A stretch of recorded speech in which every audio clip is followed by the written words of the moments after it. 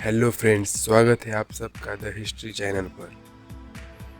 आप सबका मैं स्वागत करता हूं आज के इस नए वीडियो में। तो आज हम जानने वाले हैं गौतम बुद्ध या बौद्ध धर्म के बारे में। तो गौतम बुद्ध, इनका जन्म 563 ईस्वी पूर्व के बीच शाक्य गणराज्य की तत्कालीन राजधानी कपिलवस्तु के निकट लुम्बिनी में हुआ था, जो नेपाल में है। लुम्बिनी वन नेपाल के तराई क्षेत्र में कपिलवस्तु की महारानी महामाया देवी ने एक बालक को जन्म दिया। शिशु का नाम सिद्धार्थ रखा गया और साथ ही साथ गौतम गोत्र में जन्म लेने के कारण वे गौतम भी कहलाए गए। क्षत्रिय राजा शुद्धोधन उनके पिता थे। परंपरागत कथा के अनुसार सिद्धार्थ की माता का उनके जन्म के 7 दिन बाद निधन हो गया था। उनका पालन पोषण उनकी मौसी और शुद्धोधन की दूसरी रानी महाप्रजापति गौतमी ने किया। शिशु का नाम सिद्धार्थ रखा गया, जिसका अर्थ है वह जो सिद्धि प्राप्ति के लिए जन्मा हो।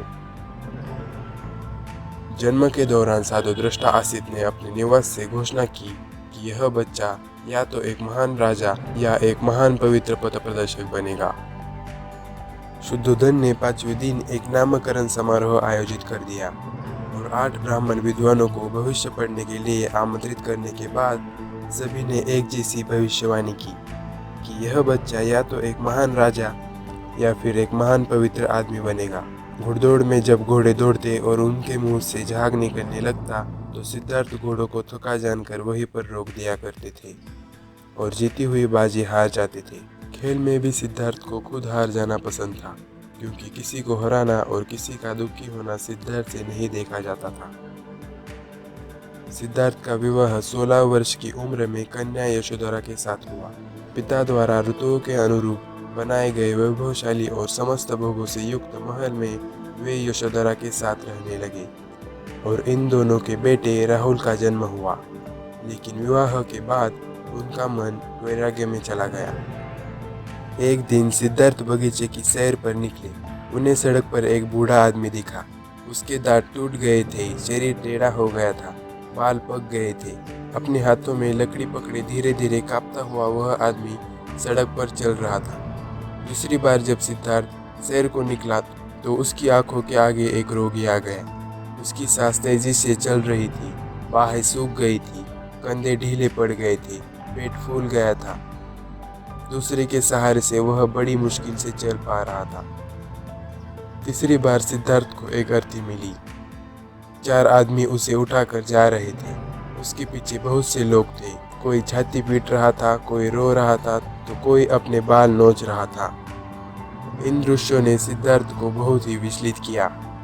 उन्होंने सोचा कि धिक्कार है स्वास्थ्य को जो शरीर को नष्ट कर देता है।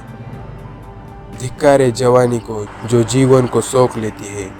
धिक्कार है जीवन को जो इतनी जल्दी अपना अध्याय पूरा कर देता है। चौथी बार कुमार सैर को निकला तो उसे एक सन्यासी दिखाई पड़ा। संसार की सारी भावना और कामनाओं से मुक्त प्रसन्न चित्त सन्यासी ने सिद्धार्थ को आकृष्ट किया। सिद्धार्थ की पत्नी यशोधरा और पुत्र राहुल कपिलवस्तु जैसे राज्य का मोह छोड़कर सिद्धार्थ तपस्या के लिए चले जाते हैं। बाद में वह राजगृह पहुंचे। वहां पर भिक्षा मांगी। सिद्धार्थ घूमते घूमते आलारकराम के पास पहुंचे। उनसे समाधि लगाना सीखा, योग साधना सीखी, पर उससे सिद्धार्थ को संतोष नहीं हुआ।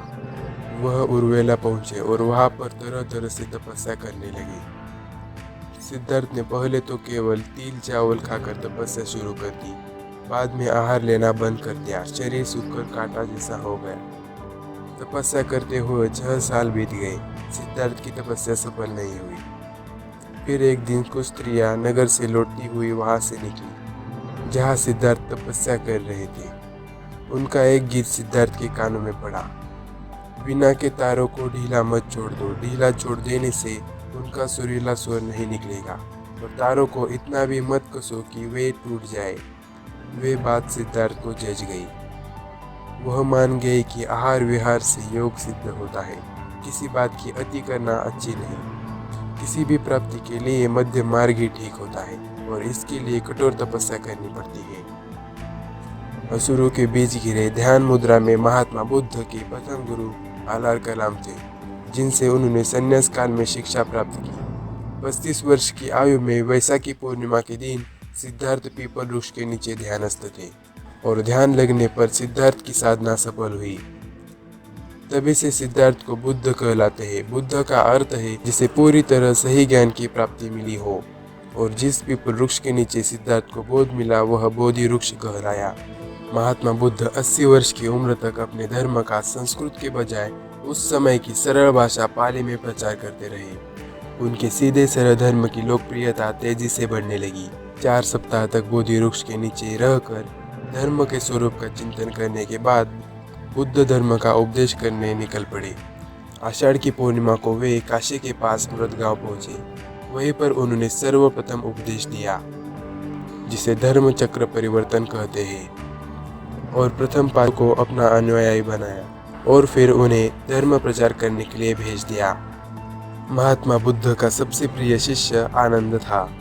80 वर्ष की आयु में बुद्ध ने घोषणा की कि वे जल्दी ही परिनिर्वाण के लिए रवाना होंगे। बुद्ध ने अपना आखिरी भोजन कुंडा नामक एक लोहार से एक भेंट के रूप में प्राप्त करके उसे ग्रहण किया, जिसके कारण वे अत्यंत गंभीर रूप से बीमार पड़ गए और महात्मा बुद्ध का महापरिनिर्वाण हो गया। महापरिनिर्वाण को हिंदी और संस्कृत में मुक्ति या अंतिम मृत्यु कहते हैं। और महात्मा बुद्ध ने अपने प्रिय शिष्य आनंद को निर्देश दिया कि वह कुंडा को समझाए कि उसने कोई गलती नहीं की है। उन्होंने कहा कि यह भोजन अतुल्य है। तो आज की वीडियो में इतना ही।